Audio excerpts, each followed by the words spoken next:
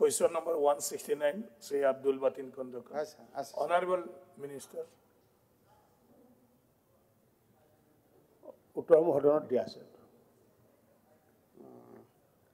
সন্মানীয় অধ্যক্ষ মহোদয় মই এটাই সাপ্লিমেন্টাৰি কোয়েশ্চন সুধিম অলপ বুজাই ক'বলৈ সমষ্টি ডিলিমিটেশনৰ সময়ত সিজন গ্ৰাম সমষ্টিটো গঠন কৰোতে 6টা উন্নয়ন খণ্ডৰ পৰা ব্লকৰ পৰা কিছু কিছু অংশ কাটি আনি এটা সমষ্টি কৰা হৈছিল তাৰে প্ৰধানটো 4টা মানিকপুৰ সিজন গ্ৰাম আৰু টাপাটাৰী বৈটামাৰী এতিয়া যিখন মানে সিজন গ্ৰাম মানে উন্নয়ন খণ্ডৰ পৰা সৰ্বাধিক জনসংখ্যা অন্তৰ্ভুক্ত হোৱা কাৰণে সমষ্টিটোৰ নাম সিজন গ্ৰাম কৰিলে কিন্তু সিজন গ্ৰাম ঠাইডোখৰ কিন্তু স্যাৰ এই সিজন গ্ৰাম সমষ্টিত নাই সিজন গ্ৰাম ব্লকৰ হেডকোৱাৰ্টাৰটো কিন্তু সিজন গ্ৰাম সমষ্টিত নাই এতিয়া আমাৰ সমজিলা গঠনৰ ক্ষেত্ৰত যদি আমি হেডকোৱাৰ্টাৰটো আকৌ সিজন গ্ৰামতে পাতো তেতিয়া কি হ'ব সিজন গ্ৰাম সমষ্টিৰ সমজিলাটো সিজন গ্ৰাম সমষ্টিৰ ভিতৰত নাথাকিব কিন্তু স্যাৰ মই এখানে আমার তেখেত গার্জিয়ান মিনিস্টার হয় আমার মন্ত্রী কনসার্ন মিনিস্টারে আমার যদি সেন্ট্রালি লোকেটেড ওয়েল কানেক্টেড মানে কেন্দ্রীয়ভাবে অবস্থিত আৰু ভাল ৰাস্তাৰে যোগাযোগ সম্পন্ন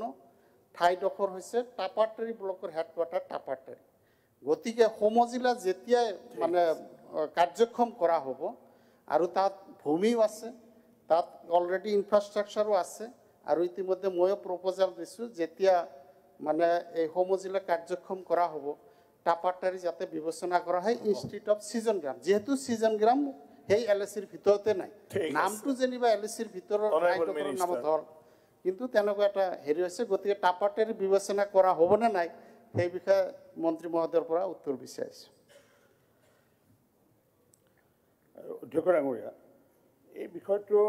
আসলে বহুত সেনসিটিভ এইকাৰণে যে যেহেতু সিজন গ্ৰাম নামটো আমি সকলোৱে জানি আহি আছোঁ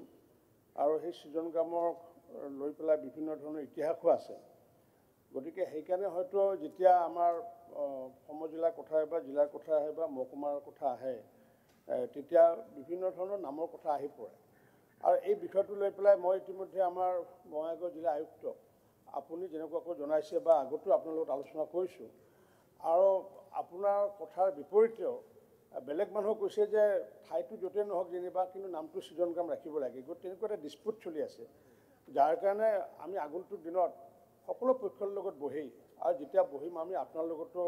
আমি আলোচনা কৰিম টেপাটাৰীত হ'লেও আমাৰ কোনো অসুবিধা নাই মাননীয় মুখ্যমন্ত্ৰী ডাঙৰীয়াই যে আজি যে সমজিলা এই যে সমজিলাসমূহ যি ঘোষণা কৰাই নহয় কাৰ্যক্ষম কৰাৰ কাৰণে যি ব্যৱস্থা কৰিছে 39খন সমজিলাক আৰু এইখিনি এইকাৰণে কৰিছে যে যেহেতু জিলাই হওক বা মহকুমাই হওক বা সমজিলাই হওক বা বিভিন্ন কাৰ্যালয় আমি কিয় স্থাপন কৰোঁ স্থাপন এইকাৰণে কৰা হয় যে মানুহৰ কানেক্টিভিটিৰ কাৰণে যে মানুহে যাতে প্ৰশাসনক যাতে ওচৰতে পোৱা যায় গতিকে প্ৰশাসনক ওচৰতে পোৱাৰ উদ্দেশ্যটো সন্মুখত ৰাখিয়ে আমি জিলাৰ কথা কওঁ বা আমি সমজিলাৰ কথা কওঁ আৰু এই ক্ষেত্ৰত মাননীয় মুখ্যমন্ত্ৰী ডাঙৰীয়াই যি ইতিমধ্যে 39খন সমজিলা ঘোষণা কৰিলে বা আমি আৰম্ভ কৰিলে আৰু মই ভাল পাইছোঁ আমাৰ বিত্তমন্ত্ৰী ডাঙৰীয়ানীৰ লগতে মুখ্যমন্ত্ৰী ডাঙৰীয়াক যে নতুন সমজিলাসমূহৰ কাৰণে ইতিমধ্যে প্ৰায় 17টাত স্থায়ী কাৰ্যালয় কিছুমানত পূৰ্বৰ পৰা কাৰ্যালয় আছিলে 17টা স্থায়ী কাৰ্যালয় কৰাৰ কাৰণে যোৱাকালি মুখ্যমন্ত্ৰী ডাঙৰীয়াই 331 কোটি টকা আবণ্টন দিছে আগন্তুক দিনত টেপাটাৰীত যদি এইটো লাগে মই বিৰোধিতা নহয় মোৰ কথা হৈছে ক'ৰবাত হ'ব লাগে অসমৰ ভূখণ্ডত বা সেই জিলাখনত বা সেই এলেকাটো ক'ৰবাত হ'ব লাগে য'ত মানুহৰ কানেক্টিভিটি সুবিধা হয় যাতায়াতৰ সুবিধা তেনেকুৱা চাই আমি কৈ দিম একে কথা কৈ দিলে মিনিষ্টাৰ অধ্যক্ষ মহোদয় মানে সেই সমজিলাখনৰ নাম সমষ্টিৰ নামেৰে যদি সিজন গ্ৰাম হয় তাত কোনো আপত্তি নাই কিন্তু হেডকোৱাৰ্টাৰটো চেণ্ট্ৰেলি লোকেটেড টাপাটাৰীত হ'লে সমষ্টিটো 70 কিলোমিটাৰমান দীঘল তাই সেইটো মানে সকলো ঠাইৰ পৰা সমদূৰত্বত হ'ব সেইকাৰণে সেইটো আপোনাৰ বিবেচনাৰ কাৰণে মই কৈছোঁ আৰু ঠিক আছে ঠিক আছে আজি তেখেতে সিজন গ্ৰামত NOC দিলে ভাল পালোঁ আৰু আমি যাতে হেডকোৱাৰ্টাৰটো যাতে টাপাটাৰীত কৰিব পাৰোঁ নিশ্চিত ওপৰত প্ৰচেষ্টা চলাম